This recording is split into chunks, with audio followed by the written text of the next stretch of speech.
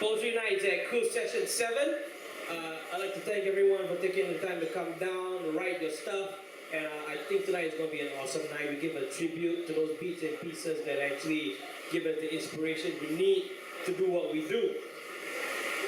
So without further ado, actually, I want to call our first poet to the stage. He's a familiar face to the scene.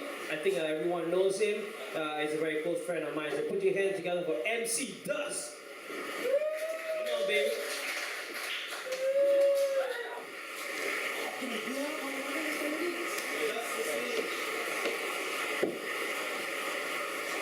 Alright, I'll be quite honest, it's been a while since I was up here doing anything, so I'll try my best. Alright, so I do this thing where I force myself to write a poem every day. It can be 4 liners, it can be a whole long one. So here I have one that I wrote a while ago. It's still in the midst of edits, but it's mostly done.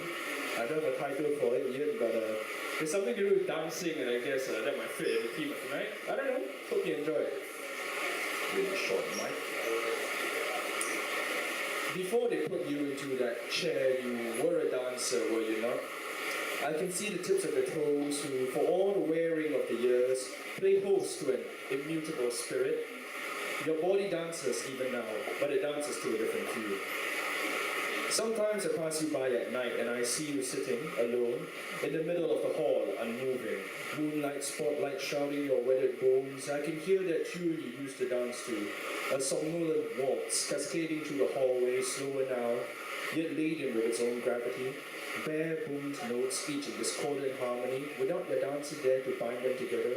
The music thinks you have abandoned them. But I see the tears in your eyes, and I know that you have never abandoned them. You haven't forgotten them. You never have.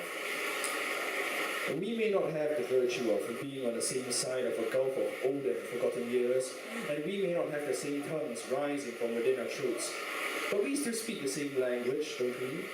We write it both on the floors. It is transcribed with the tips of our toes, yours worn and rough with the scribing of the years, mine wet and dripping with intent, fresh to the parchment, or so they say.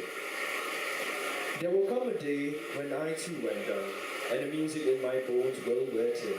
And perhaps I shall hear the same as you do now, even as those years begin to wear me down. And then I'll join you on that dance floor too, the one you're dancing on now, and we will dance together once more.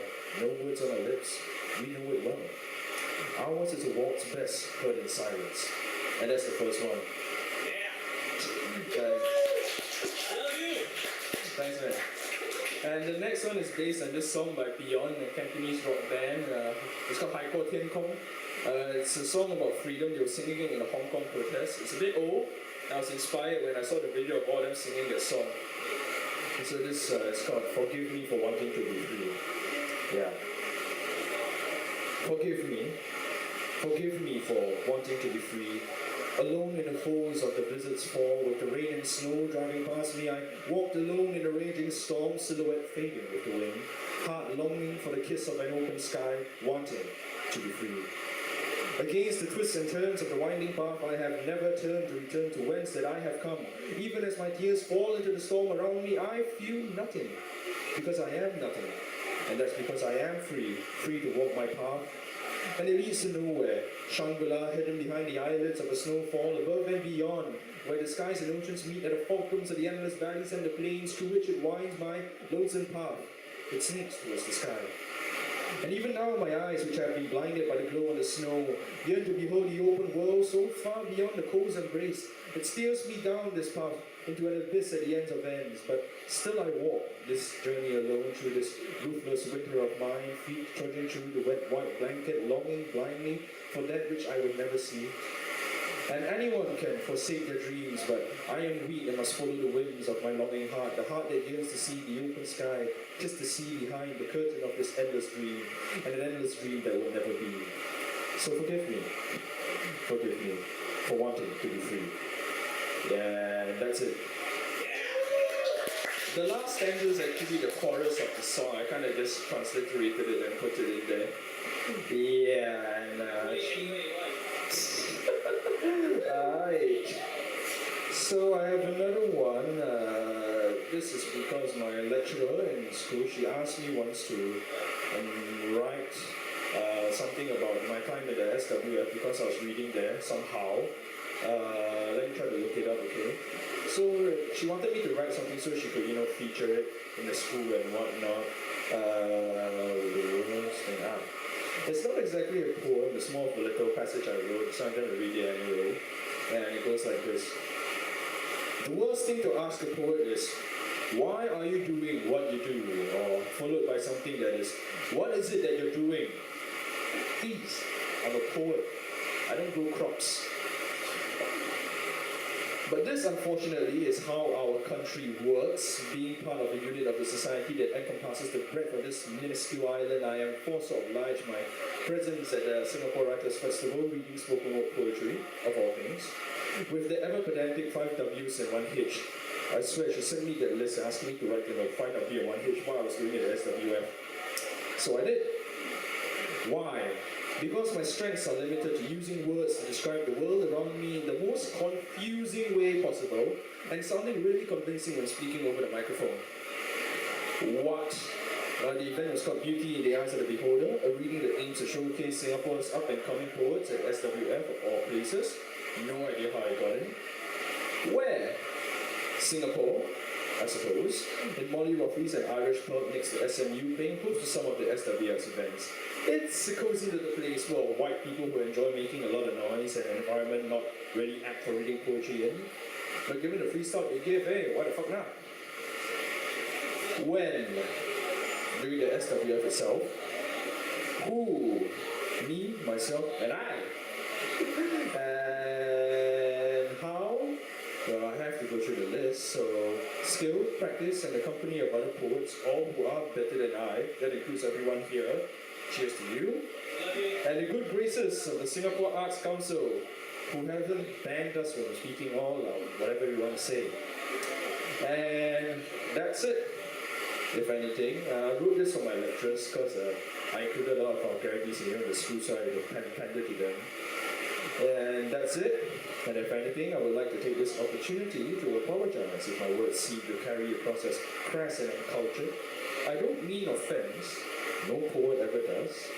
Not at all, but we're not going to do you the disservice of coming up with something wholly boring yet politically correct and flat for the want of exuberance. Because like every other writer, creator, artist in Singapore, we value you all too much to do you the dishonor of lying. And that's it. Thanks. Daryl, man, take back the stage.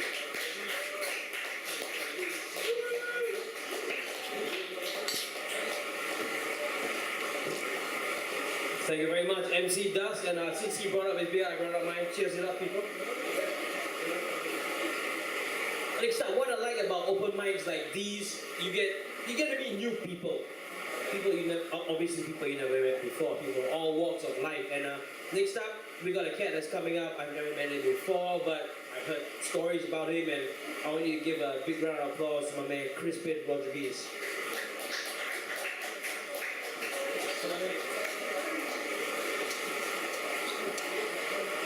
Hi everybody, I haven't done spoken word in quite a while, so I want to thank Daryl for giving me an opportunity to do so. Okay, I'm going to do 2 poems. One of them is found in a book, a collection of poems called Kepulauan. You can get it at bookstores now. So here it goes. It's called Kilimanjaro. Kilimanjaro, floating on a sea of clouds, womb of the human world. In you sits the throne of ideal forms, spectre of the comet's movement across the night sky, protector of man and vestige of my mother's breast, whose milk both feeds and destroys civilization. Sapling, peaking just above the ground, reaching for the heights of Kilimanjaro, I nurture you, thousands of miles where you were supposed to be born. Was I born a million miles away from you too? Yellow man, brown man, white man, what's it to a black man? Majestic mountain, more than 100 stories tall, equally Buddha and Jesus, sexual, asexual, the masculine and feminine, Adam, Eve, and 50 other failed experiments. To touch God is to lift a grain of soil, fill a well with a puddle of tears, ground soaked. expelling the smoke within and unearth strange ecologies of your reign. Kilimanjaro, overwhelmed by Everest, Byzantine, Big Ben, Twin Towers, Taipei 101, cradle where I was born, you were born, sinks deeper into the core, only to find it freezing on the surface.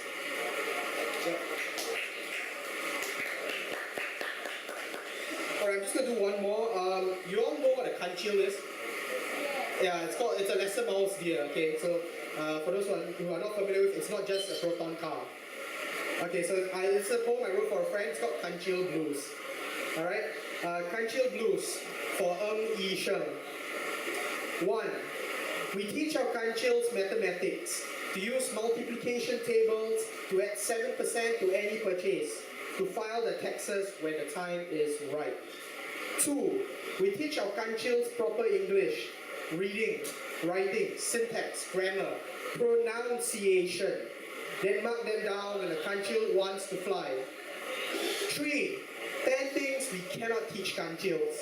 Marx, Darwin, Machiavelli, the Palestinian-Israeli conflict, Singapore before Raffles, Singapore's economic boom in the Vietnam War, LGBT relations in a cosmopolitan society, Singaporean poetry, the Singapore identity. But it is okay to send John, Ahmad and Bala to buy and sell oranges for problem sums. 4. I once heard 2 kanchils talking. One said he wanted to be a pilot. The other said she wanted to be president. President Kanchil said kanchils weren't meant to fly. Pilot Kanchil said presidents don't have vaginas. I hid my hooves under my suit and tie. 5. Kanchils hide in forests. They barely make a sound. They sometimes cause a rustle, searching for food on the ground. Due to their territorial nature, kanchils may occasionally display aggression by forming tribes and creating their own barks and howls. 6. Singapore is unique. As such, our kanchils are unique. Our kanchils own MNCs, buy international stocks, sway public opinion, have Big Brother Stag to watch over us, and provide forests for wannabe kanchils to set up home. 7. Pitter patter, pitter patter. I was a kanchil once. I had amnesia. Nothing that 2 Panadol pills and a therapy session won't fix. 8. Tell me more among the bushes tonight. Among the concrete pavements where other kanchils dwell and suffocate in silence. Tell me my true name and not call me a stag or a lion or a tiger. Call me a kanchil. That's it. Thank you very much, ladies and gentlemen.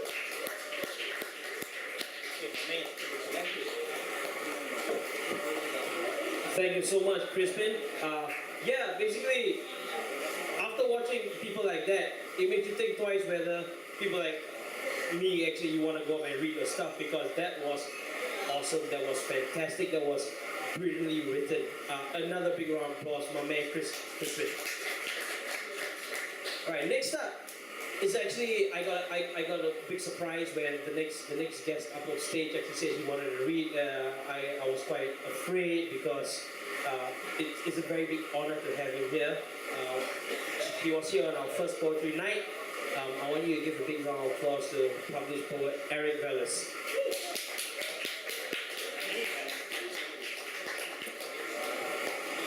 All right, thank you very much, everyone. It's a great honor to be back where poetry and spirits flow. Husband, right? And Crispin is a very powerful reader. I can't match that. I will try to tone the things down a little bit. And this week we're distressed by the things that happened in Paris. And I just want to share with you that the night before the siege in Sydney, on December 15th, I was actually on the same street where you have Link Cafe, waiting for a bus. And Australia has never been the same since then. And I was thinking of reading a poem that was similar in theme to those events And there is one here from After the Fall, my second collection, which is about terrorism. And it actually talks about terrorists as being linked to victims of their terror through filial piety. And this one is actually about the Bali bombings, right? It's entitled Blood in Bali. Two brothers passed TNT in a bundle after ritual cleansing purged doubt from furrowed foreheads. Munitions magically consecrated by future martyrs. Two sisters, one widowed and tormented, unpacked, put on red shoes to bask in blinding lights and glances from strangers at the dim-lit Sari Club on a tropical night. Ali and Amrozi lifted colored powder in sync, filling plastic drawers like clear coffins, before racing the lumpy white van through narrow Kuta Beach streets. As Tracy and Lindy swayed to club music, clinked middies as at home in Perth, the sisters mourning for the dead over like twins, each for the other.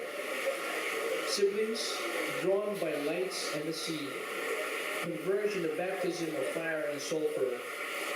Amrozi heard his brother say, "You will be killed just as you killed," from within black smoke. Tracy glimpsed streaks of sunlight in her pain as she embraced her sister in hospital. One family's dream exploded as the other's nightmare.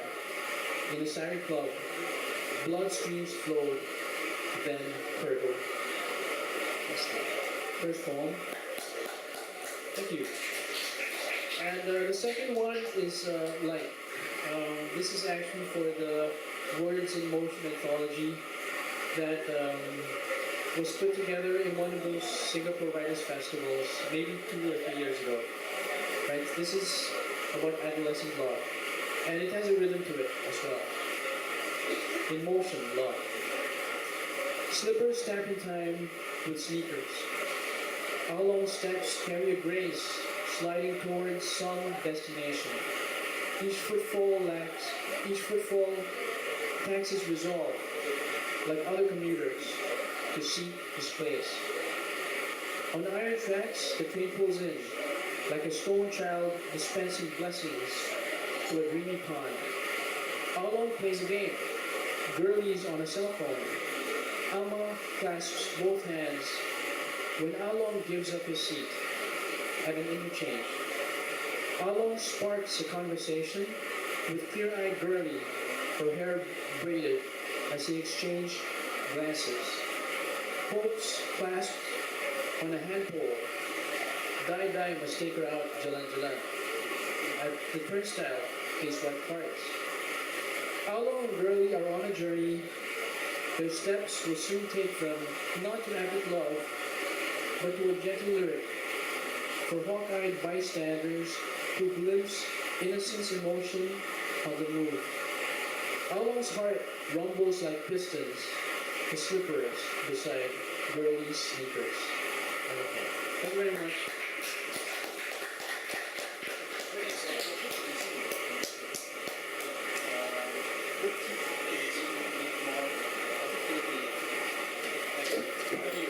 Thank you so much, Eric. And just if you haven't got it, his book After the Fall can be found at Book Tea and Kinokuniya.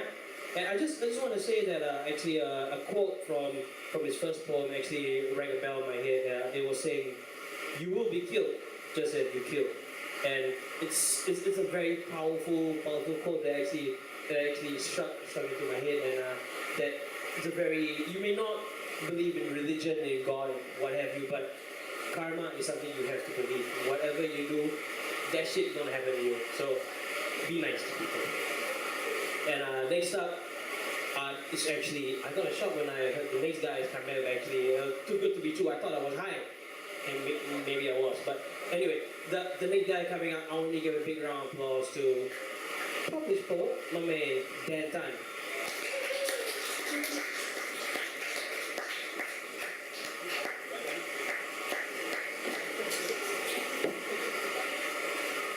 Hi,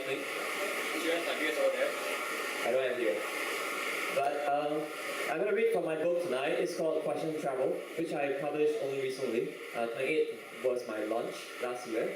So I did launch in Boutique, and Lee was, he hosted this book launch. So this book of poems will take you to Georgetown, Penang, and back to Singapore.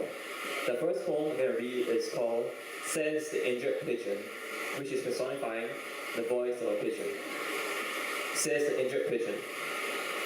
Oh goodness gracious, I tripped over a drainlet and wrenched my foot. Holding out a useless hand for walking, still I prefer the pace of feet to rush of wings. My brother pigeons cocked their beady eyes at me in wonder, sympathy, asunder. But who cares for self-pity? Not I, strong grey wings of the wind. Instinct after hunger bade me search for food. And so I took a flight and wandered out the riverside, clinched bites and worms. On my way, squawk, saw a fallen twig that glinted a different woody color, and so hurried to pick it up. Two giants of children came yelling up, poor wretches, and bidding alarm heart take fly into the air, twig and beak like the olive dove Noah. The riverside has no dry land. Not whilst my soul is seeking common ground to slow my strut, not whilst there are million places I cannot land intermittently in phases, forage a worm or two, peck a straying crumb, then leave on the sand like injured prints. The left one far fainter than the right, away from naughty boys who seek to rouse an injured pigeon from his choice of stroll to flight, whilst all the giant humans sit like bullies on their riverside quays, watching their glass towers with tired eyes. That's for pigeon lovers. Thank you.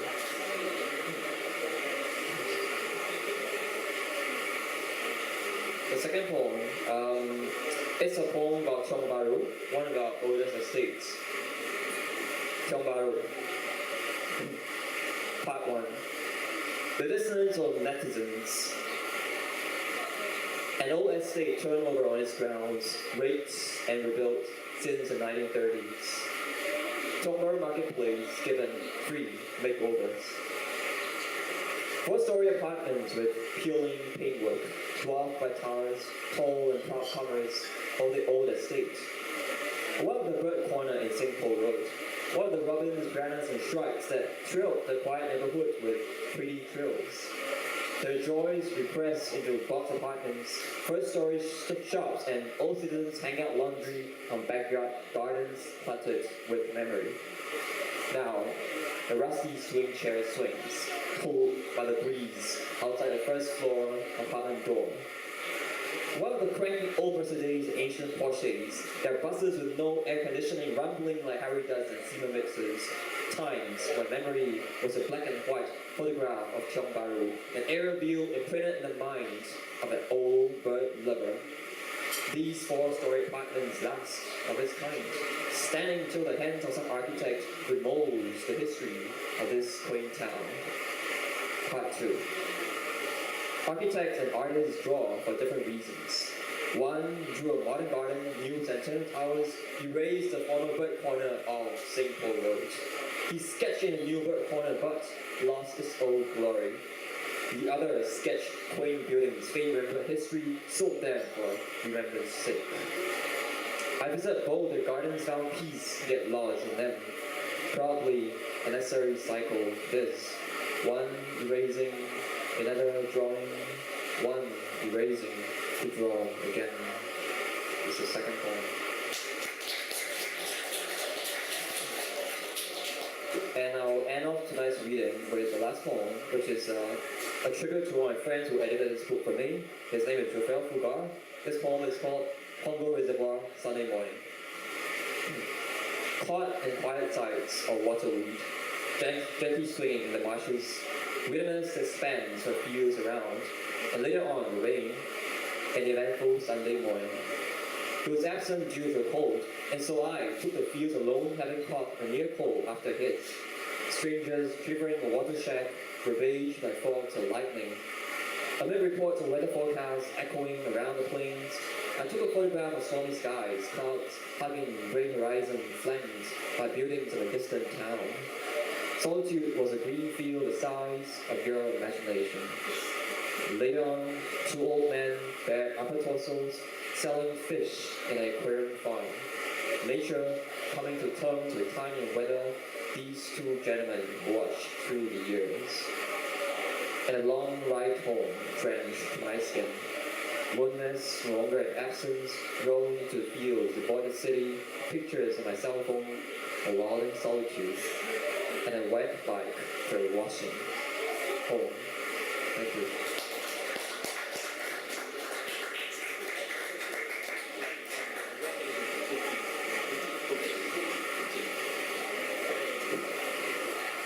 Motherfuck, that was some emotion and power there shit. His book, Question on Travel, can be found on Boutique, so I think that's something you want to get this weekend, and I'm very honored to have him, Eric Velas, Caspian Rodriguez, my man MC Dustin. Give a big round of applause to our first few poets, though. And next up, we have our famous funny man, Mr. Wei Liang. He's never failed a month to be here, and I want you to give a big round of applause to my man. He's got the Naruto thing up there, so he might put some shit on you. Good luck.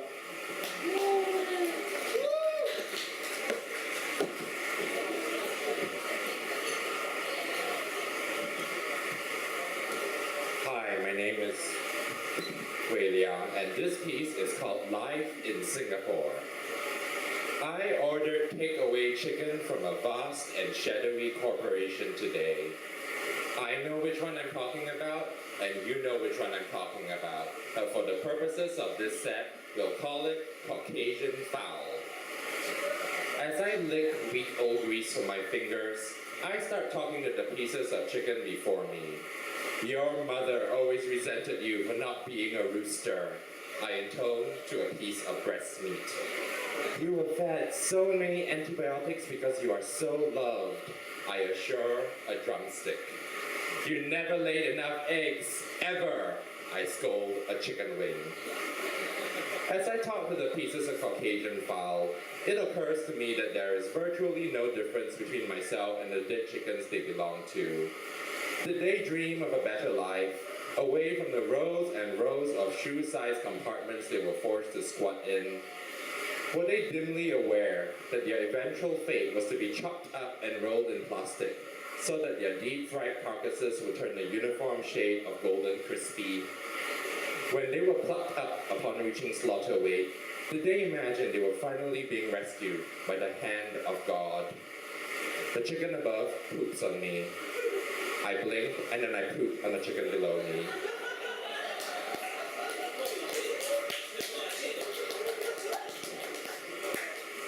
This piece is called Grimda Molox. Grimda Molox held the squealing piglet up by its curly, whirly tail. Stop it, she told the animal crossly. Squealing and squirming will not stop you from being eaten. The piglet obeyed, focused its adorable eyes onto Grimda's face, and licked her. Ew! Grimda shrieked. She chopped off its head before it could do it again. Grimda diced the piglet up into insy-tinsy cubes.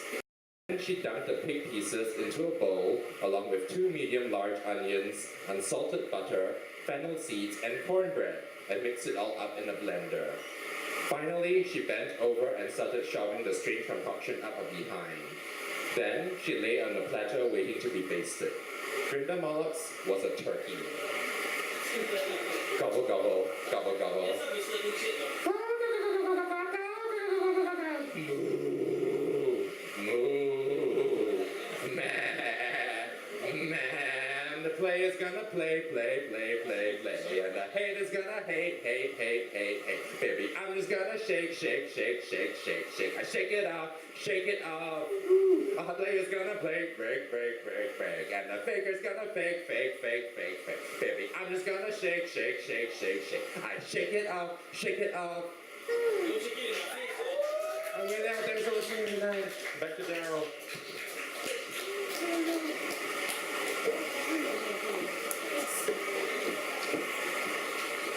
That was disturbingly entertaining. Like I said, don't shake it in my face. I just don't do that. Anyway, changing the subject. We're gonna bring our next guest up. I met him last month. He gave a mind-blowing poem, and I want you to give a big round of applause for my man Ryan Elijah.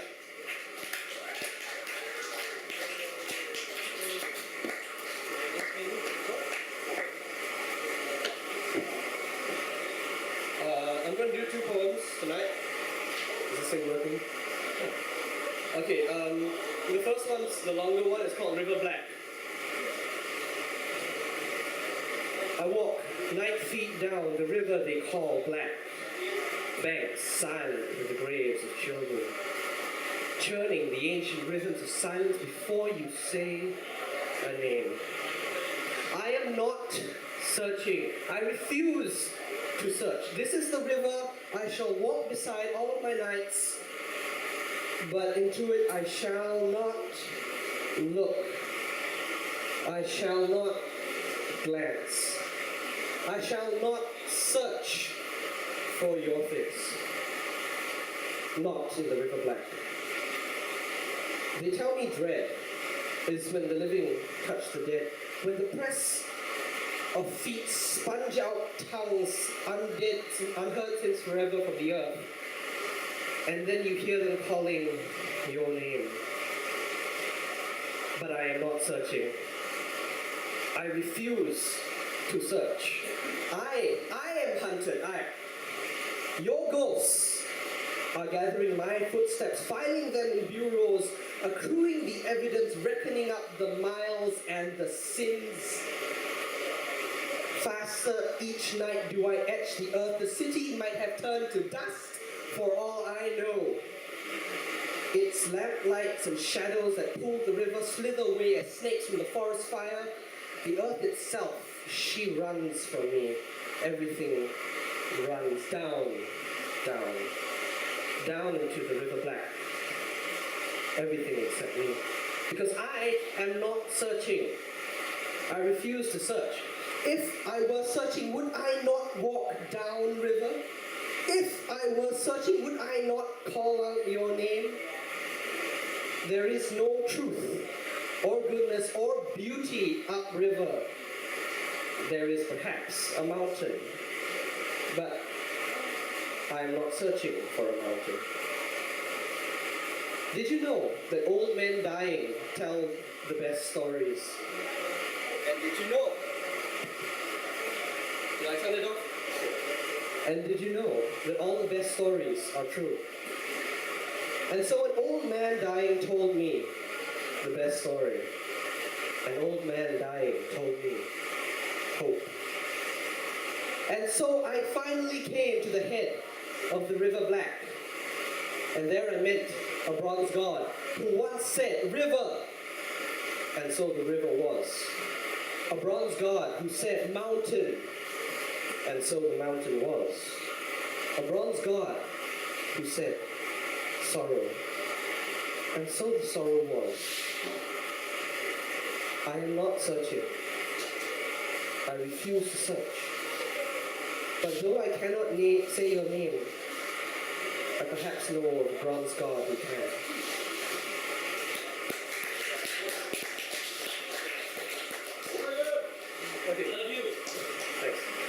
Okay, this one's a lot shorter. I wrote this immediately after I read about the Charlie Hebdo attack. It's in response to that. It's called The Wrong Stories.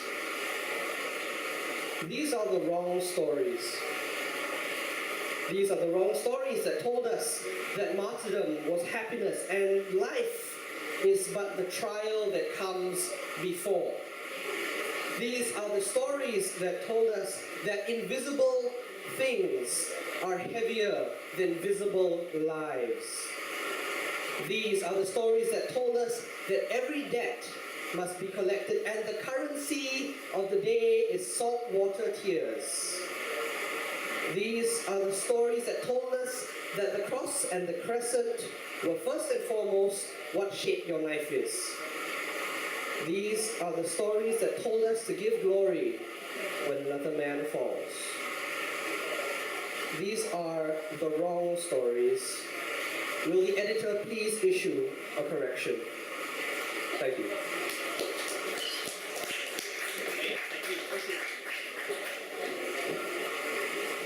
Shit, there's one guy that has some stage presence over there. Wow, thank you very much, Ryan. Okay, one of the things I like about poetry nights like this over here over at Blue Jazz, you get people who can't be here at this point of time, but they still want their work written, and they get people to write it. Unfortunately, this current girl, she got me to read what she wrote, and because tonight is going to be up on YouTube, we've got it recorded down over there. So Nicole, this is your poem. It's called Godzilla, Menzilla, Gilla, Chinchilla. Don't blame me. I am just a vessel for the words. Don't judge me. There is a place I know. A little pussycat doll got fucked over by a girl resembling a Menzilla, who is so gilla, whose vagina probably smells like a chinchilla. I don't know. But there is a place I know. A group of girls gather. They call themselves the Lovebirds 999. But a guy is also in this group. There is a place I know where a humble rock star can soothe your soul. There is this place. My troubles dissipate over a friendly chat. There is this place, a place. No words can describe how much it has seen me grow. That place is always filled with the devil's punch. Deadly, but abso-fucking-lutely awesome. There is a place, I know, where I found my true love and where we grew. There is a place, I know, where the barman is my buddy. This place is always in my heart. And I love it like a love song, baby. For you, VJ, Nicole, I had to sing it for you. Thank you very much. If you need singing services, do not engage me. I would turn the people away. Moving on to another awesome poet that has always been here without fail. She started off fresh and new, but the first poet she put up 6 months ago was completely awesome. She even wrote about Artemis, and she just wowed our minds. So I want you to give a big round of applause to Pamela.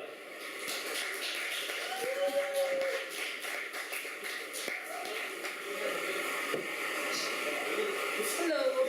Today I was supposed to attend a concert by the lead singer of The Strokes, but the concert got cancelled. So, oh well. Yeah. But then I get to attend, this. So, yeah. Okay, so this is 4 chords of the Space Continuum, which is inspired by one of his songs.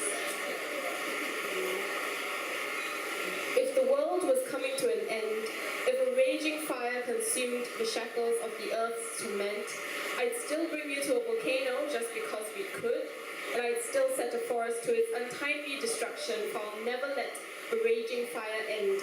Even if it had caused a massacre, even if it burned crops to its defying dust, I'll still never step to a warp portal to save myself, for too much is too much, and I spent years gathering all this firewood, scattering their mutilated bodies over and across the country, joining to what was left of their majestic souls into a pattern we embroidered over fields of wheat. I'll burn into ashes with what was left of their bark, and let my spirit conjoin with the fruit of my labor. If the world was coming to an end, I'll see you to the spaceship you're building to travel light years away from me. And you know that you couldn't breathe into us anymore. You'd rather search through jets of foreign ground, trekking through the unknown. For an unknown destination is a better prospect than going nowhere. The 7 wonders of Gaia led to hopeless dreams, with architecture tall and demeaning, the grandeur more far-fetched than you hoped to see. So buckle your seatbelts, you're in for a wild ride. This is what the captain would say as he goes through brochures of projects and highly sought-after prospects. But all you're seeking was a peace of mind, a peace that you'll never find through our mountain journeys, even if we've sunk our blades through an avalanche or survived the Siberian desert and kissed among the twinkling of green Amazon. All is forgotten as the first and only spacecraft starts to dock. And I'll stand watching over the distance of many stars, realizing that our time here on Earth is over. Thank you.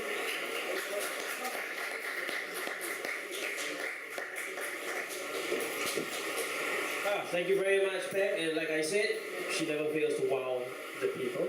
And before we take a break, it's actually my turn to read something I wrote, and you all are stuck with it. I don't give a damn. You may fall asleep, I don't care. Alcohol will keep you awake. But anyway, in the light of tonight's theme, Beats and Pieces, for all who do not want to think it's about music, beats and pieces, nice coming. But I wrote something about it, so here we go. It's called Beats and Pieces. Originality. Anyway, are you sick and tired of people talking shit behind your back all the time? Okay.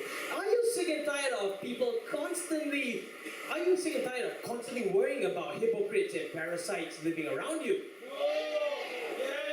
No, yes, huh? You're not paying attention. Do you just want people to honestly talk about all the good you've done and just look past the bad? Well, this must be your lucky day because there is a way. Just die. Just die. Because that's a ticket straight to sainthood.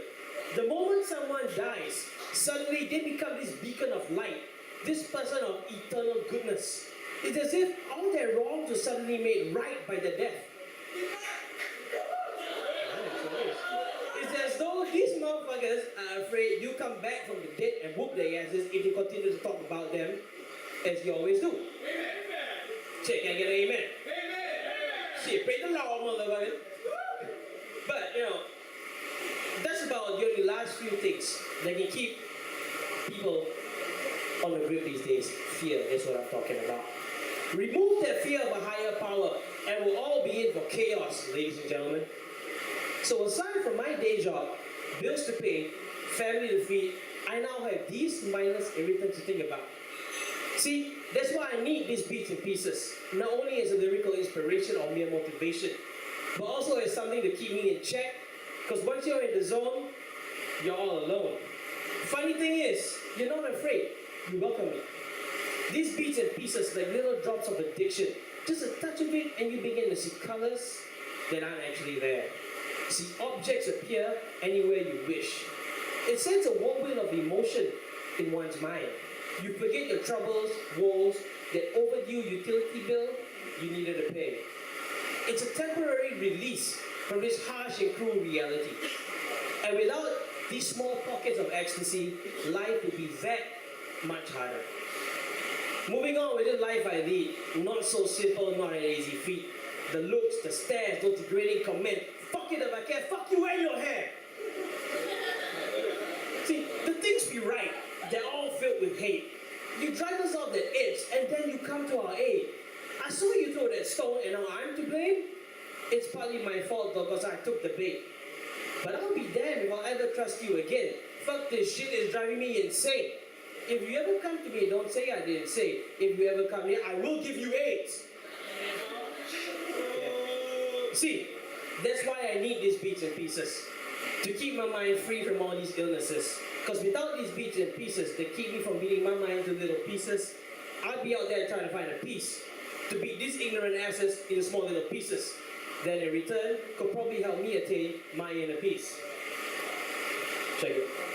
The peace that I'm seeking so physically draining and mentally tiring. I so want to get there believing and trying. The lyrical feeling is helping me feel it. It's actually working. I just can't believe it. The mic in my hand and the time that we spend to believe on the all and one hand in hand just cannot go to waste. And the midst of they say, just think of the place that we all want to face. At the end of the day, not a soul here won't say that without these beats and pieces, I'm not sure if I could remain sane. Tribute to Muzak. Right now, we're going to take a break with a little bit of Muzak. We'll be back in 5 minutes. And my man Shock is going to be on stage with his Muzak.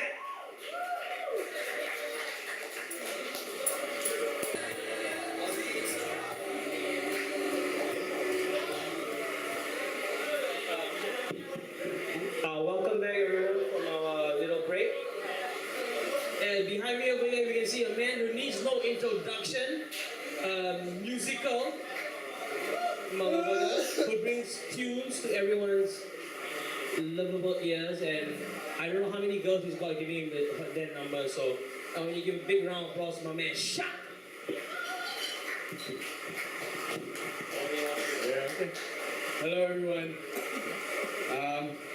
If I look like shit, it's because I haven't slept in 3 days. So yay! Give me your number. Yay. Yeah, I'm really tired, so I'll probably forget words. You may be tired. Okay.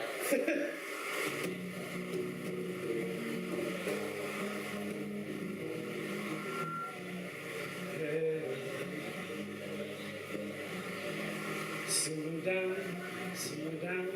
I'm too young now to amount to anything else. I look around, but too damn hard for this. So give it a now. You don't swim, you drown. Don't swim. And it looks so perfect standing there, my American apparel underwear. And I know now that I'm so down. Your lipstick stain is a work of art. Got your name tattooed in an arrow heart. And I know now that I'm so down. Hey, hey, hey, hey, hey, hey, hey. Look around, look around. Okay.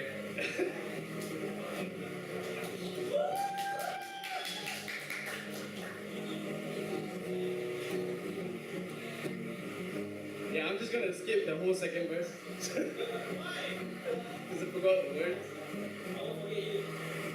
Lipstick stain is a work of art.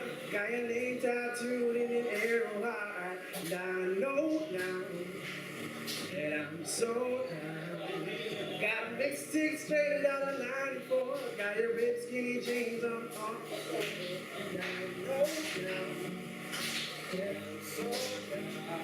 Hey, hey, hey, hey, hey, hey.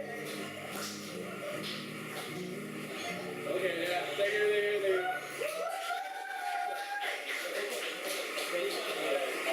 Hold up. You okay, man? I think it's switched off. VJ, I love you. Sing a song, VJ.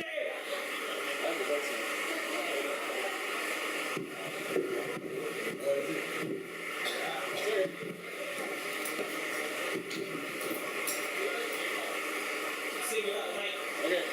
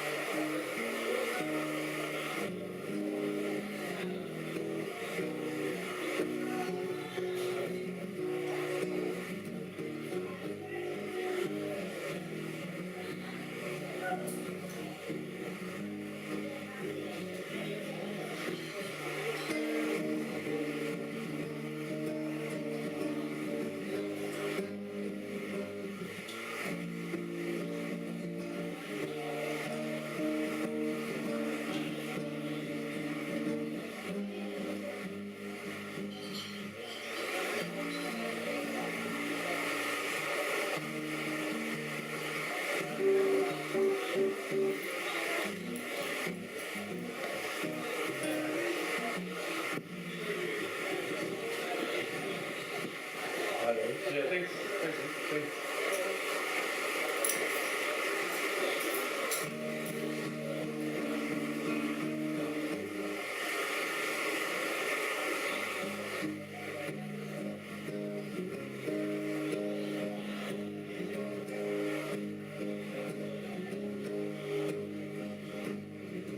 I've been trying to do it right. I've been living a lonely life. I've been sleeping here instead. I've been sleeping in my bed. Sleeping in my bed.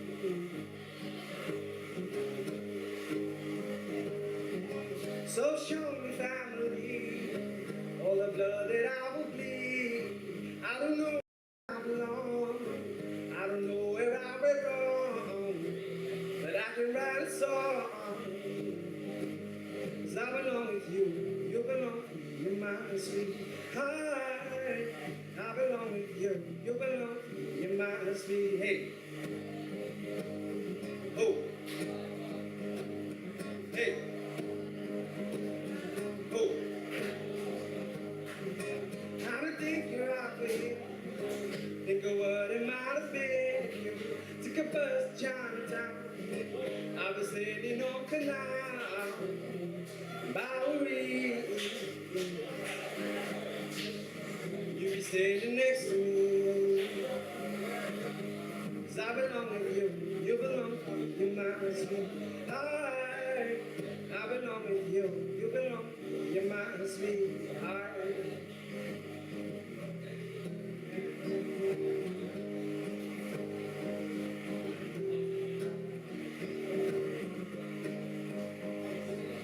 I was scared of dentists and the dark. I was scared of pretty girls starting conversations. Oh, my friends turning green. You're the magician's assistant in a dream.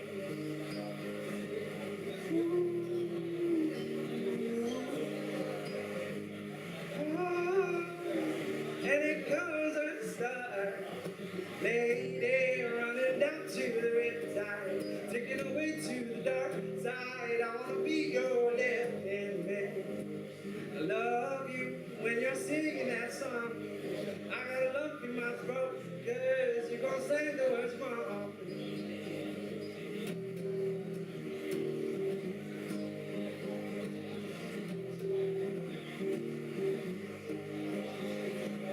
There's this movie that I think you like.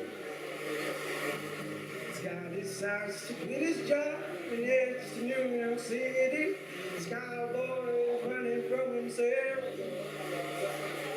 She's been living on the highest shelf.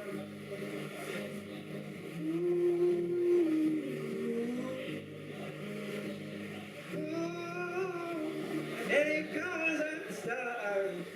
Lady running down to the riptide, taking away to the dark side. I wanna be your left hand man. Love you when you're singing that song. I got a lump in my throat, 'cause you're gonna say the words wrong. Thank you.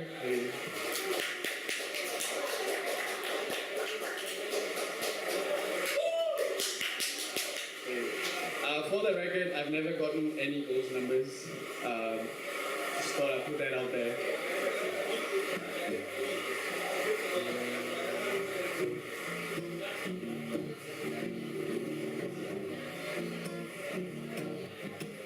If I could write you a song and make you fall in love, I would open, have you under my arms, take all the mercy. 'Cause I used to be like this.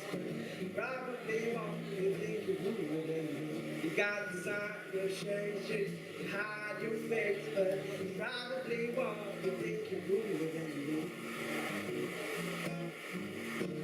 Thank you.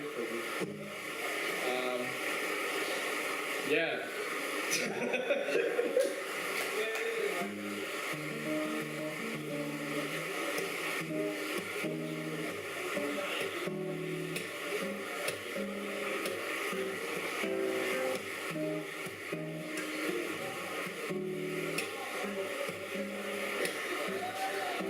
So I hopped in the train in the afternoon. I don't know when I'm coming back, but I hope that soon. You see, I never thought that I'd have to leave your side, your side. It's only physically we know that you will be on my mind 24 hours at a time. Cause in my eyes, she was mine. No matter where you go, I won't be very far. 'Cause in my head I'll be right there where you are. 'Cause love is no distance, baby, no. 'Cause love is no distance, baby, no. Not when it comes to you and me.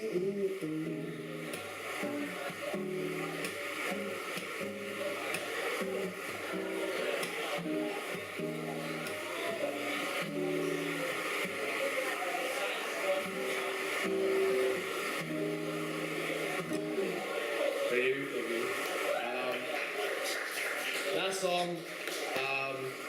Yeah.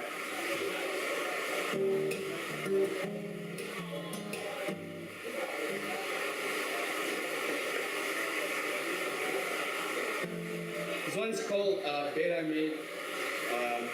It's by Alan Stone.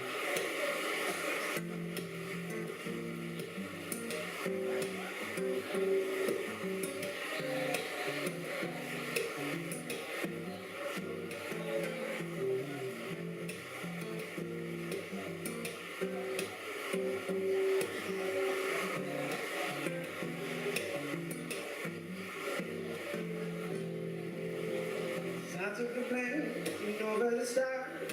Didn't get me very far.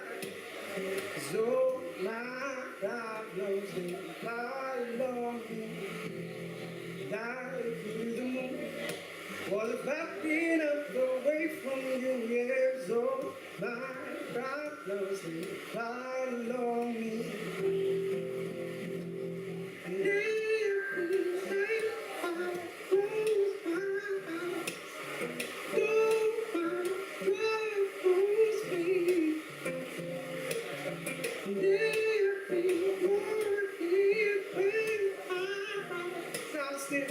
Sleeping on the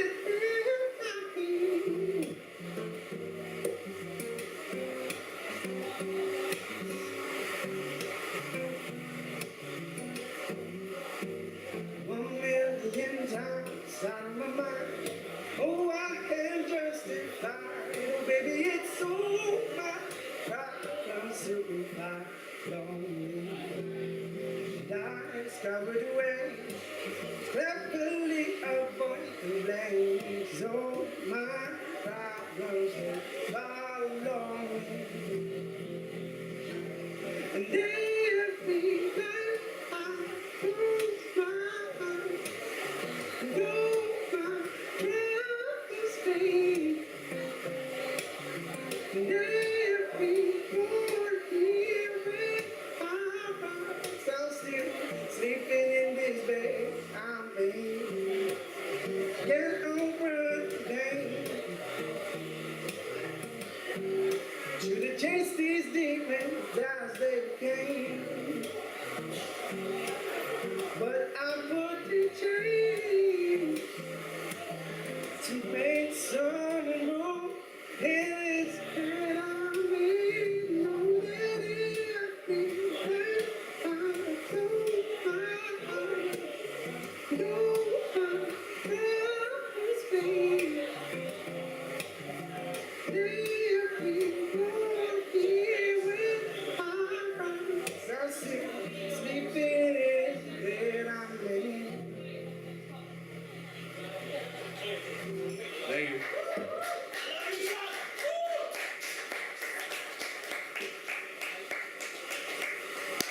You gonna do one more, no? Can you do one more? Yeah! Sharks gonna do one more, motherfuckers! Marry me, Sharks! I'm okay. Anybody like who's here? I like you! Who's here? No? I can play half of Take Me to Church. How does that sound? Yeah? What was that? Take Me to Church. Yeah, I can only play half the song because I don't know the other half of the song.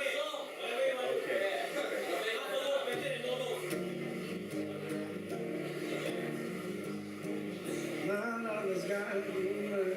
She's the giggle at a funeral. Cause everybody's disapproval should've worshipped her sooner. If the heavens ever dissipate, she's the last true mountain. Every sun is getting more bleak. Fresh poison each way. I was born sick, should've loved. No, I was born sick. My church offers an absolute. She's just worshiping their room. To spend, I'm alone with you. I was born sick. I heard them say, grant me to be with. Hey. Yeah.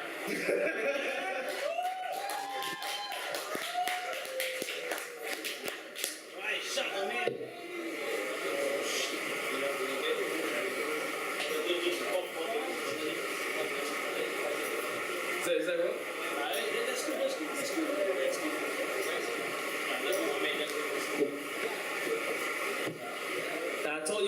my man, he delivers some good music. He's probably Singapore's John Legend.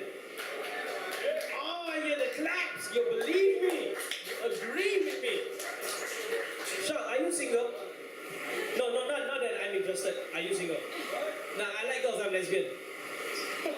But are you single? All girls on YouTube, motherfucker is single. He can sing you to sleep, or he can sing you till you weep. You know what I'm saying? But anyway, before I get too carried away with this, next guy up on stage is not. No, not that. He is a familiar face.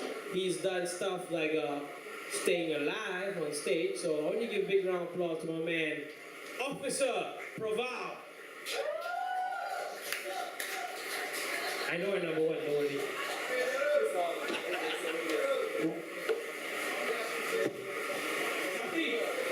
What's up?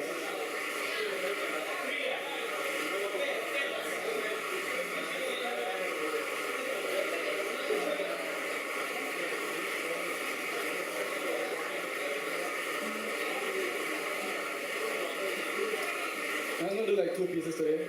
So, this first one's called Anatomy because I don't know how I wrote it, but somehow I wrote it. Heads, shoulders, knees, and toes. In this life, parts of me repose. My laziness starts in my heels, but not the kind of naps that we take after meals. I walk 500 miles if the bus is off time, and walk 500 more just to prove my mind. My knees are my philosophy. The weight of my world's on the shaky pillars that time unfurls. Like parchment and scribble, they're scratched and bruised, till they're reinforced with experience fused. I think, therefore I am. I tried, therefore I was. I learned, therefore I will be. Forevermore it will be course. My hips are rhythm and the ability of truth. Let Shakira smite me lies of dance and the beggar of fruit. My stomach the void, infinite and eternal. World eater, not Dover. Feeling full is visceral. Sometimes it's filled with butterflies, the hatched caterpillars of love hates and love cries. Else they're starved of affection deserved, of cakes and lies and entire battalions on reserve. Finally they fill with medicine for the soul, plain bitter north drink, dripped cherry and coal. My neck revolves me around the world, though it is a point that my feet do not twirl. Then there's the head, powerhouse atop the crown. It makes important choices, affect the world to smile or to frown. It works at the speed of light, to ask questions at the speed of sound, to further cause at the speed of humanity, 404, page not found. Then dive to the heart, the drums of light. Light metal, hard rock, sharp club, and dark knife. The outside is warm to touch, the crust of a biscuit baked fresh. Chip away weather then the coat of wonders of preserved flesh. No regret, no insanity, no anger, no love. No the demons and the angels, gods and devils and de-feathered doves. Pour into the vessel, I witness it pour back. Flavored bitter if you cry sour, sweet if the glass cracks. The vodka must still be pumping in the blood. She says I'm good at heart, as dust settles the mud. I maybe feel wholly good if you let it thaw, but warm goods rot easy, so I'll pinch salt and keep it raw. Thanks. Okay, before this next one, how many of you in this room have played Warcraft?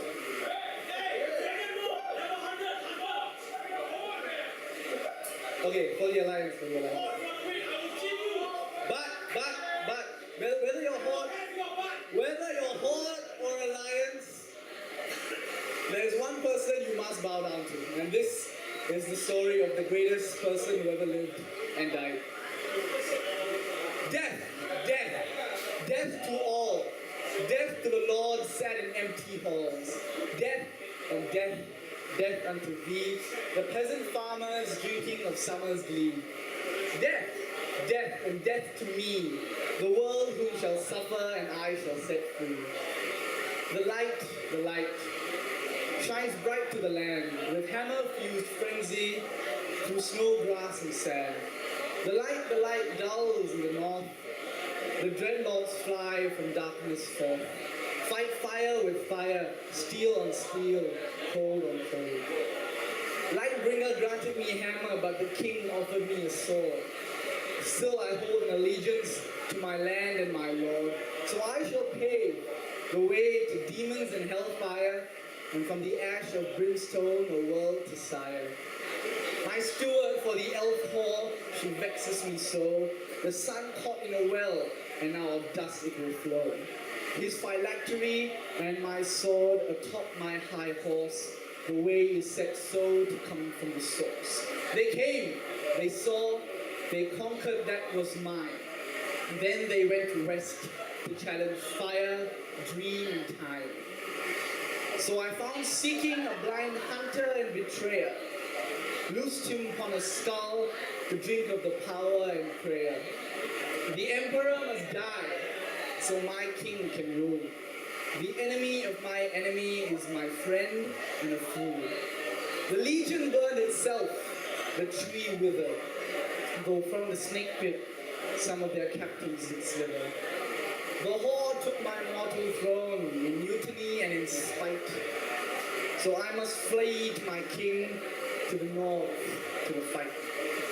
So I sailed to Northern, the bastion of coal preservation, the roof of the world, the veranda of forgotten nations.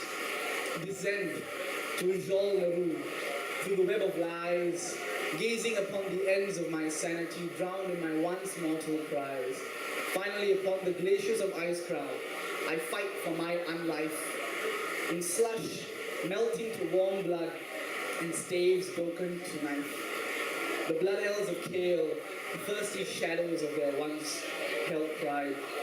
On the scale, the witches of Naga, swimming with the tide. At the foot of the throne, Illidan comes to dance, winged and horned, blades in hand, left foot, right side in trance. Tireless, reveling in the joy of adrenaline and frostbite, slaps, cuts, and frenzy till the end we shall fight, and finally I ascend the victor. Up the steps of the throne, and all at once within my head 100 voices did groan. My father said upon my birth, the very forest echoed my name, that the greens of Lordaeron blew the words through his name. So since my succession of cold blood and his chip crown, the forest still echoed from Tirisfal, from green to brown. Now I am king. My lord, Ner'zhul, the waste of the roof of the world is now our rule. Death, death, death to the dead, death to the doomed marching at the head. Death, death, death to the alliance, death to fragility of trust and defiance. Death and death, death to the king, death for the scourge of whom they shall sing. You cannot be you elf, dwarf, or orc. You shall all serve for my legion. Long live Arthas. Hey, what a win. Arthas is the best. Alright, so I told you that's my man Prabal. He never fails to deliver. Well, next up, we got a guy who's talked about the government, he's talked about the whole education system of Singapore, and he's made that whole shit into a joke. So I tried that my whole life, I couldn't do that. So I want you to give a big round of applause to my man Chris.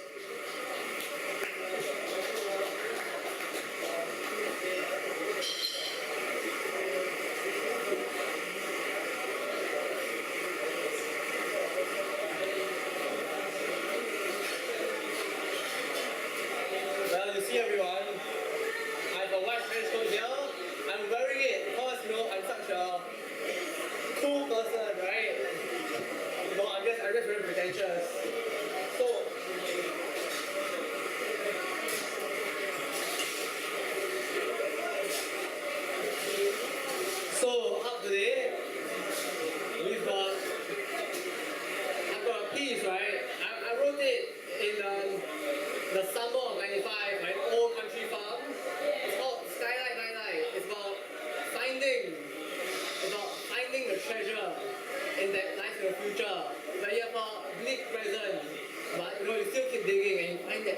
actually at home, right? But I wish I could say there was an acoustic guitar involved. I wish I could say that music and magic and music made a rainbow shine at night. I wish I could wish upon a star and a sky fairy will appear and answer all my prayers. But no. It's just you and this hole where talent is supposed to be. Right? This song was never written. In fact, this song will never get written. And am I too depressing? If I am, can always look for inspiration in inspiring talents. Like my man Shark. He is the great white of singers. So but here's the catch, right? No matter how inspiring people are, and no matter how inspired you are, you'll never be as inspiring as them. Right? Because if you had talent, you wouldn't be here with me. And if you think you have talent, then what the hell are you doing here? Get out there, get a job, make use of your talent. Oh talent, oh talent, oh talent. We love you and we hate you. Like jealous gender friends being overshadowed. So now let's all have a New Year's resolution, right? Let's all work hard to be talented. And ignore the fact that it's just effort wasted. Talent.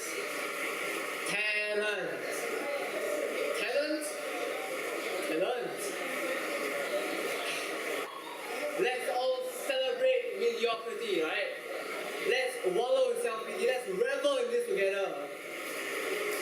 It takes no effort. In fact, talent takes no effort.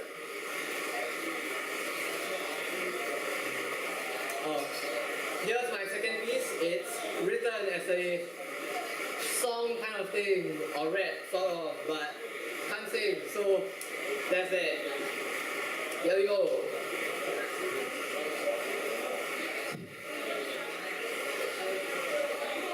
Here's to the buskers who cannot sing, to the janitors who have never been clean, to the kings who will never be rich, to those who are crying even as we speak.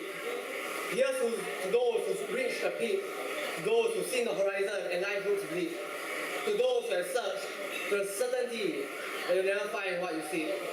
Here's to the dreamers who can't sleep, to the MRT pilots who don't exist. Here's to the plans that have gone wrong, to the losers who have been robbed. Here's to fixing things before they break, but we never fix life, we never find the pearly gates. And I sing the busker song, the stars who have been wrong, praying to all the beggars I meet, sing as I shoot down lonely streets. Nobody hates any heat as I sing the busker song. It's a miracle if you sing along. And I sing the busker song, and I sing the busker song, for the busker can't sing it anymore. Here's the inspiration that we've killed, the lies that we have built, the trailblazers that have gone cold, to the adventurers that have just grown old. Here's to the weakness in the will, to the heart stop, stand still, to the caring, the bitter, the cynical believer, to the heroic knight in Star Wars armor. Here's to the busker who cannot sing, to the beggar who found a ring, to the tissues that have never been sold, to the donation of more than $2 notes. Here's to the busker who will not sing, to the silence that surrounds him.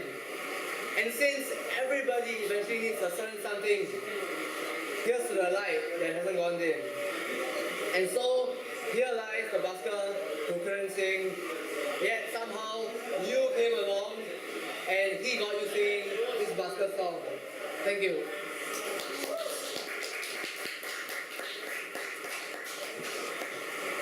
Thank you, Chris.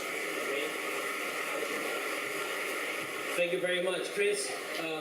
Before I call upon our next poet, actually, I have a guy, actually two people over here. Andre, where you at, my man? They actually want to hear something that I actually did on our first poetry night. It's actually called Reality Bites. It's something about fighting. But before you say anything, there's actually three single ladies over right in the front. Can you raise up your hands, you three single ladies? There we go. They single, available, ready to mingle.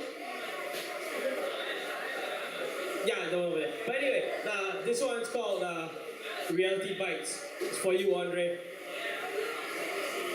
I float like a butterfly, I sting like a bee. Talk about Ali, he ain't got nothing on me. I dodge straight punches while I'm asleep.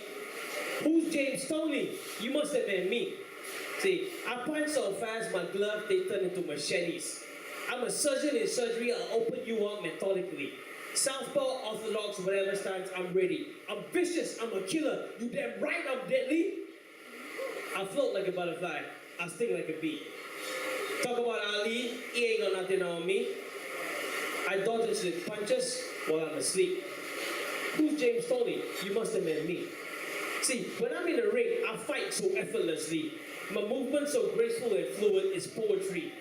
I'm like a modern day poet, a composer of symphonies. Tchaikovsky and Shakespeare would have been amazed by me. I'm an artist of thoughts. I sculpt the human body. I'll rearrange your face, ribs, liver, and kidneys. Yeah. See, I float like a butterfly, I sting like a bee.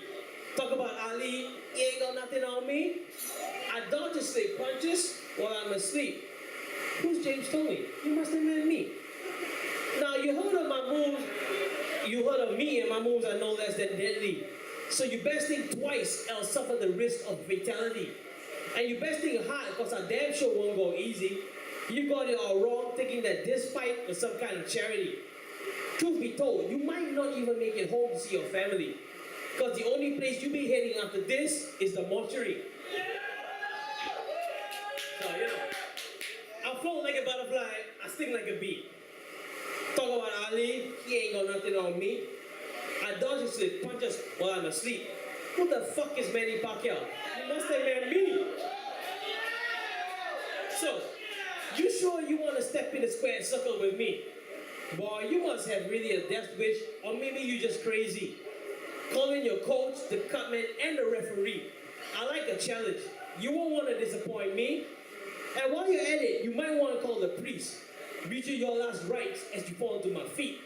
And maybe the coroner could tell the police, I'm sorry, boys, cause of death, stupidity. See, I float like a butterfly, I sting like a bee. Talk about Ali, he ain't got nothing on me. I dodge his slip punches while I'm asleep. Floyd Mayweather, he must have met me. Wait, what's that noise? Damn, my mom's calling me. Come down right now, your lunch is ready. Well, I gotta turn off this PS3. Out of this room, back to reality. That's for you, Andre, my man. Right, next up, I've got a cat. His name is Robert. He holds the under 21 poetry slams over here in Singapore. So when you see this motherfucker up, you want to talk to him. If you're under 21 and you want to do some poetry slams, talk to him. Man, Robert, you up for that shit, brother?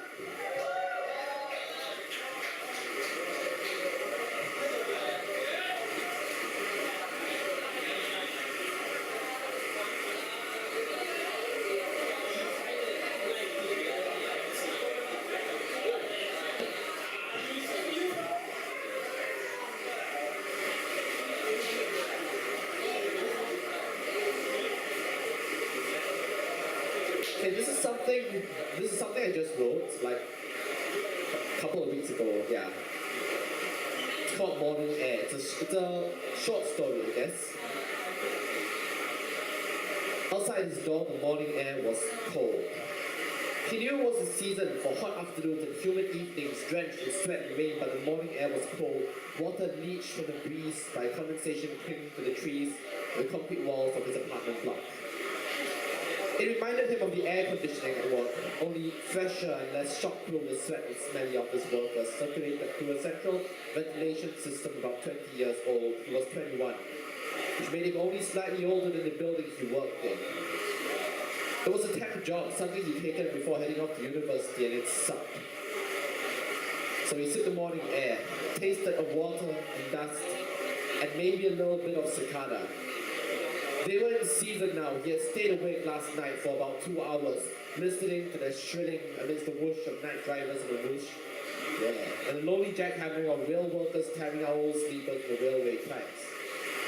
The insects seem to talk to one another. Then the call and response of a congregation, the yes sir of a platoon, a hip hip hooray of a huddled mass of school children cheering on their schoolmates, and he did not know what they were saying. They were still at it now. At 7 in the morning, an army hidden in the trees barking orders at one another for a dawn raid. A bird landed on the parapet. It was a piebald pigeon, fluffed and fat. The pigeon cocked its head at him, and he stretched out the packet. It did not move, which took him by surprise. It only moved as he ran its fingers through his silky neck feathers and along the fuzzy, cold-resistant length of its back. It coughed, and he removed his hand, worried. It coughed again, and shit dribbled from his cloaca, green, gooey shit that stained the parapet and slipped off into the rain gutter, a spreading puddle of iridescence and oil that smelled like dead rats and garlic, and finally he spat something out. A green head, antennae twitching madly, rolled off the parapet on the concrete floor, floating in the incredible puddle of shiny pigeon shit that had formed there. The pigeon looked slightly defeated and sat down. He looked at what it had coughed up, and had red eyes, the distinctive face of a cicada. The pigeon gave a final spasmodic bout of coughs, and the rest of the thing slid out from behind it in pieces, legs, broken wings, huge shiny abdomen, all slightly melted and covered in stomach juices. The pigeon stood up, it shook itself and flew away. He found it a mess. It would be a couple of weeks before the cleaners came for the monthly floor wash, so someone else would have to wash his little crap away. Well done. It was a Saturday, so he'd give it some time. Mum would be up soon at any rate, and he could try his luck with her. He closed the door against the wall cries of the cicadas. Yeah. So this is morning air. I may be expanding this into an actual, long, short story, but next up is this one called Coming Home.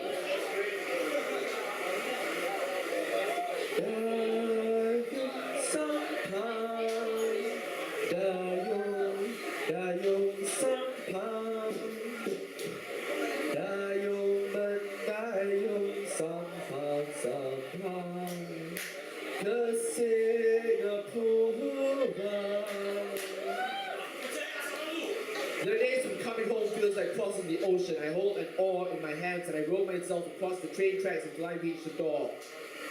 I am anchored here, you see. This place is where I have to keep all of me, the bed I sleep in, the wardrobe where I hang my shirts, and the room where I keep my words. This is where I have to keep myself. I don't know why, but I can feel the sea in my shoulders someday, just coming back to it. I think it's a tendency I've grown that wherever I am, I don't want to be there. I want to tear into different places. I don't want to stay, so I'm not wanted, so I'm always packing up. See, I travel light. While I carry the desert on my back, the way the butterflies wear their scales in the wings, and bees carry the weight of the flowers, and the thighs and drought is strong in me.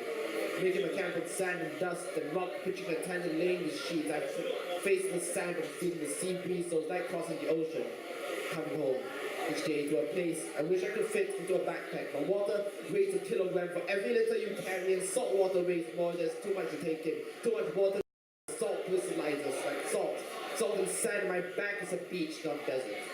The tides come in each evening as I roll along the train tracks, wood against metal, foot by foot, traveling the estuaries of the MRT, and I open the door like a sailor back to port from a foreign land. So,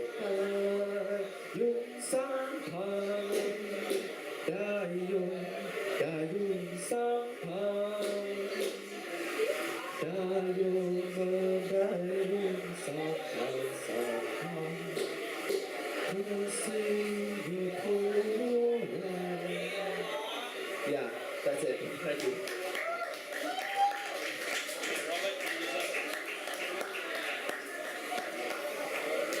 Thank you, my man Robert. If you ever need a vocalist for your local songs, you got my man Robert over here. He can dayung or sampan. But we got two more poets before we end the night. So next I want to call up Kari. She actually won Casbah's Jam last month, and with an awesome poem, and the crowd loved her. So I want to give a big round of applause. I am itching to know what Kari's gonna read about tonight.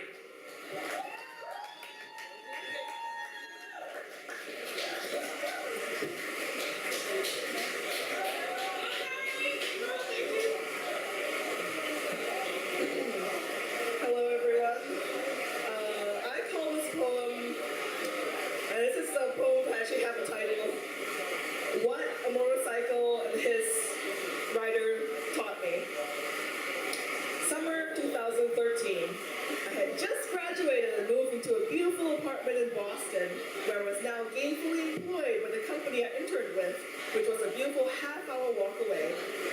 I was beginning a new chapter in my life that I should have been more excited for, but the combination of a failed relationship and physical isolation, my friends all miles and time zones away, made it hard for me to really appreciate where I was.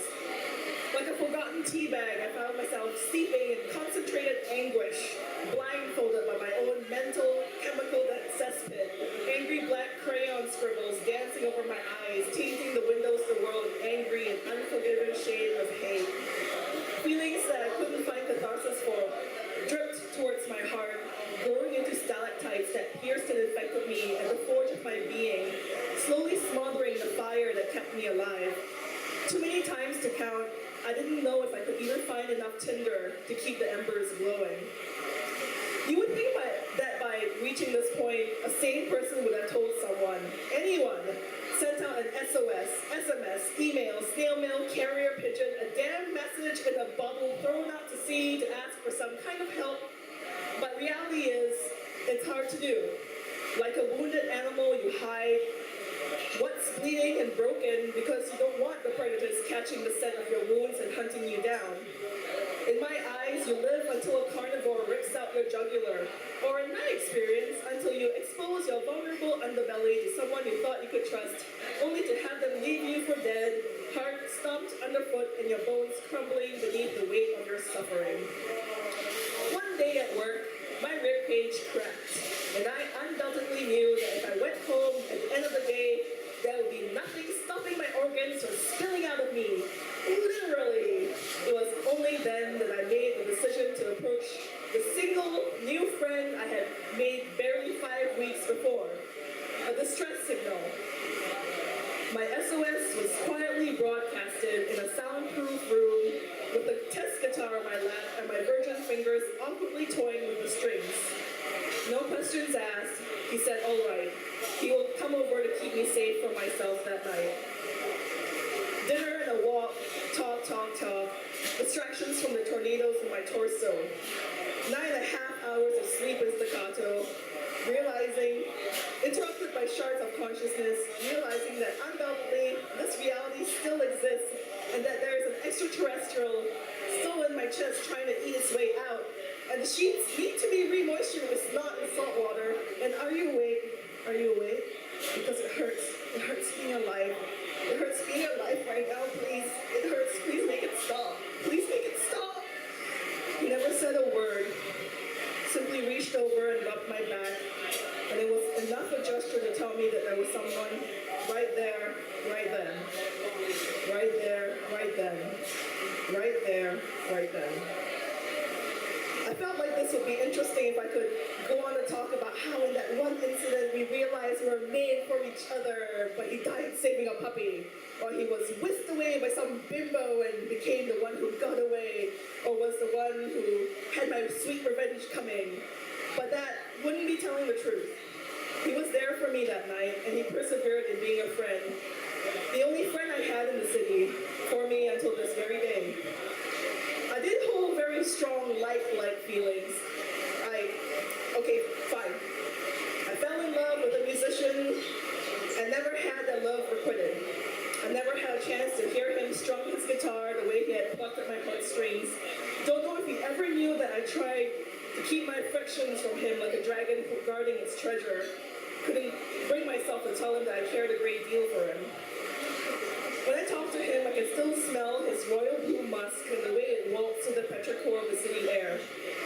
I remember fondly the way his quiet voice would cut through the thickness of the night silence, keeping me in the here and the now. I miss him dearly, but I know that my deepest desire is not to have him as my mate. I've accepted that it's not going to happen, and that it's all right to mourn the what-ifs, looking on as time lowers the casket of lost possibilities into the dirt of the past. I know that I want to once again feel the tenderness of a person who could look upon the fossils of my fortitude and not see what ancient demons has calcified within me, but to wonder what pressure I had to endure to stay intact. Someone who can take an invitation to the pity parties held on my bathroom floor where the sewage and squalor of my soul has spilled, and would sit with me, exchange my razor blade for a rum and coke, and toast the breath I still had in my lungs.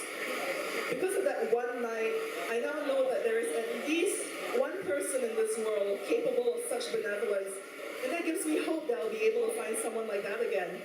Not a person who wants to save me. I'm no damsel in distress. I am my own hero. Oh, and what did the motorcycle teach me? A motorcycle can break your bones, but will never break your heart.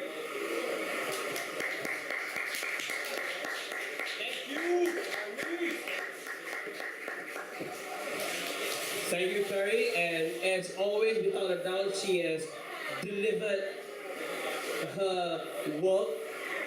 I'm lost for words because she was awesome as what she always does. But we're gonna come to a close tonight. But before we do that, I'm gonna call our last poet for tonight. You've seen her probably the last few months. She is one who is filled with emotions.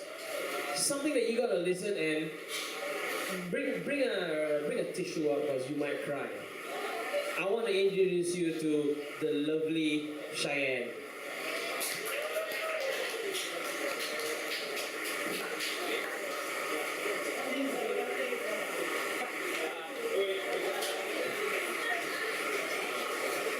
You don't need tissue, Marco.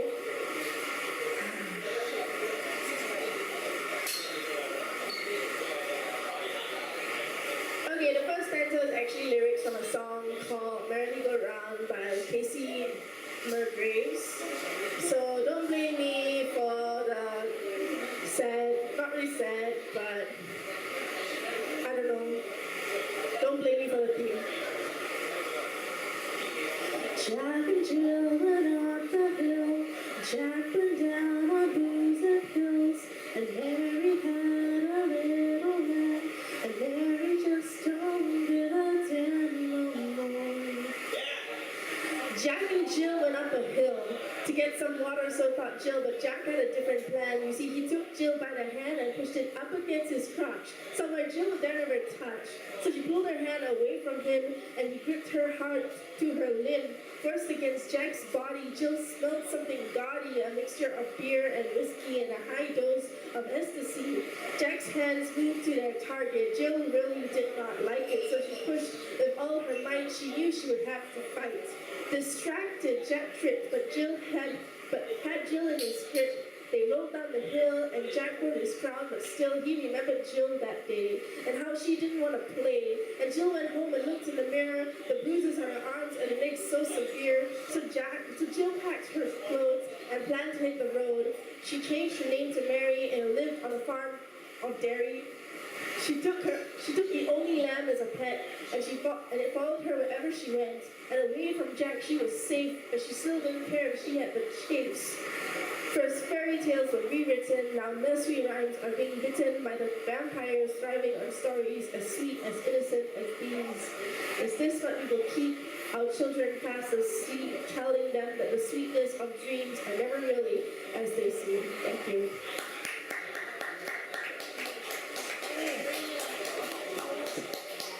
Thank you, Cheyenne. That was actually our last call for that. But I need to brag about something right now. I actually got Questions on Travel by Dan Tan. Our poet. He actually signed it for me. I am so shit. I'm like a fanboy right now. I have a book signed by the poet itself. I am so honored. Screw all of y'all, okay? Be jealous. I got that shit done.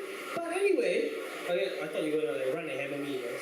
Okay, but before we're done, I have a few t-shirts by our sponsors, Budweiser, to give out to some of our poets tonight.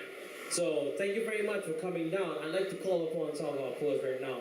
First one is my man Ryan Elijah. Come on up, baby. All the energy and shit. Even that fell down. What? No, shit. No. I will give it to you. Come on. Thank you, brother. Awesome poem. Thank you very much. Bye-bye. Okay, yeah, you can go ahead. Maybe I'd like to be on stage, but all right. Next up, we'd like to call upon my man Shot. Where you at, Shot, brother? The awesome. Wait. Is he even here or not? The fella buying food or what? Bawang tadi nak food or what? Typical dari mama, no. Drink must eat. You married, no? Go back big wife, boss. You're not married, right? He's single. He won't beat you. Don't worry. Come on, bro. He got a beard and all, but he not typical mama. Look at my man shot. Shit, brother. Next up, I want to call upon our friend, the anti-government, anti-school, Mr. Chris. Do not walk out. I saw you walking out. Turn here, brother. Yeah. Fuck the school. I mean, after that, got no education. In the school. Fuck the school, in the school. Yes. I don't talk to you anymore, man. And next up, of course, the one who actually gave me this awesome book, Mr. Dan Tan. Put your hands together for him. Oh man, Dan even rhymes. Shit, brother. Thank you very much. I got two more poets, so of course I could not leave out Mr. Caspin. Come on, brother. Thank you, brother. Thank you.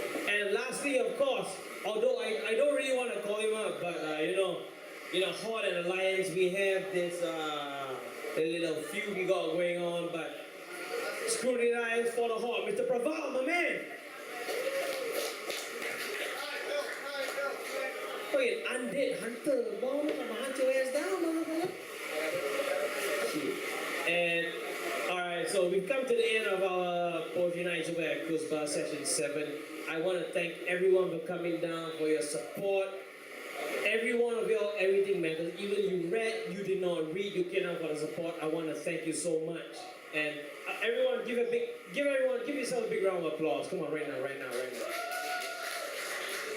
And just remember that not everything lasts forever. Some things may end tonight, may end tomorrow. So love everyone, love everything as you see them at that point of time, because you never know when they're going to be around. So before we end this, as a true fashion how we do it in Kuzba, I want you to grab a drink. Everyone grab a drink. Whether you can or cannot, it's a little side. Vijay! It's a little thing right over here. All the way. By the way, don't pass away. SOA, motherfuckers. That means you drink all the way. And thank you very much. We're done. Session 7 at Kasbah. Good night, people.